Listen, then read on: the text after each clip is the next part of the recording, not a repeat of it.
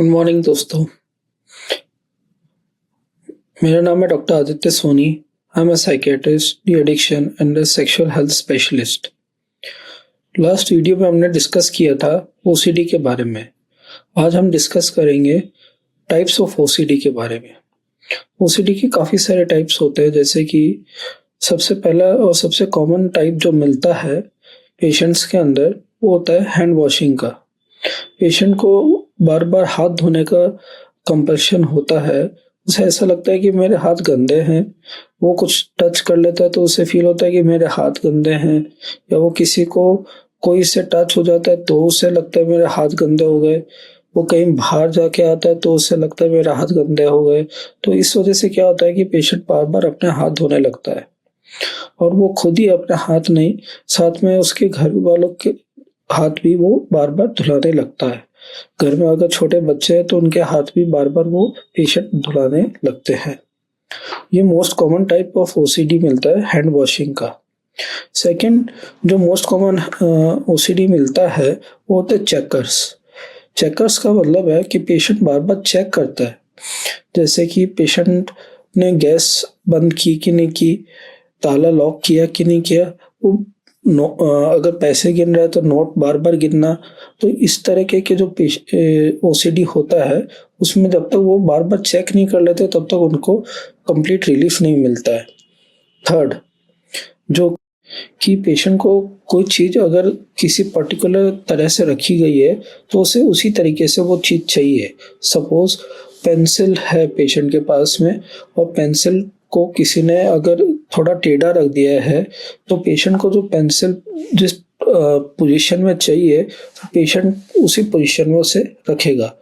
तो ये हम जो कहते हैं इसे बोलते हैं हम सिमेट्री। उसके बाद में आता है होर्डिंग। होर्डिंग डिसऑर्डर भी एक तरीके का ऑब्सेसिव कंपल्सिव डिसऑर्डर है जो कि DSM-5 के अंडर आया है। इसके अंदर पेशेंट जो होता है वो पुरानी जो चीज़ें होती है, जैसे पुराने कपड़े या फिर न्यूज़पेपर या ऐसी चीज़ जिनका कोई वैल्यू नहीं है, उन चीज़ों को वो इकट्ठा करके रखता है, होर्ड करके रखता है, इंस्टीड ऑफ उसे फेंक देने के या फिर उसे किसी को दे देने के बजाय। ठीक है। Last and the most distressful kind of OCD thoughts are taboo thoughts and sexual thoughts. Patient को बार बार सेक्सुअल थॉट्स आते हैं अबाउट गॉड एंड गॉडेस के बारे में, या फिर अपने जो रिलेटिव्स हैं उनके बारे में। तो पर इसका मतलब ये नहीं है कि पेशेंट का कोई कैरेक्टर खराब है। ये जो थॉट्स आते हैं this are completely out of the context of patients personality. Patient की जो पर्सनैलिटी होती है उसके एकदम अपोजिट आते हैं ये थॉट्स, और पेशेंट इनको नलीफाई करने के लिए बार बार एक्सेसिव प्रेइंग करने लगता है। पर वो एक तरीके का विशियस साइकिल बन जाता है। उस प्रेइंग करता है, then again patient start getting this kind of thoughts, और उसकी वजह से पेशेंट को काफ़ी डिस्ट्रेस होता है। ये जो थॉट्स होते हैं इनको बताने में पेशेंट अक्सर हिचकते हैं डॉक्टर को बताने से। इवन फैमिली मेम्बर्स को भी ये थॉट्स बहुत लेट स्टेज पे जाके पेशेंट बता पाता है।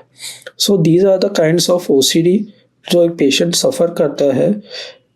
I would suggest you that अगर आप में से कोई इन सब में से अगर कोई सफ़र कर रहा है, या फिर आपको कोई नियर वन या फिर कोई फैमिली मेम्बर इससे सफ़र कर रहा है, तो you should consult a psychiatrist and इसका आपको ट्रीटमेंट सीख करना चाहिए।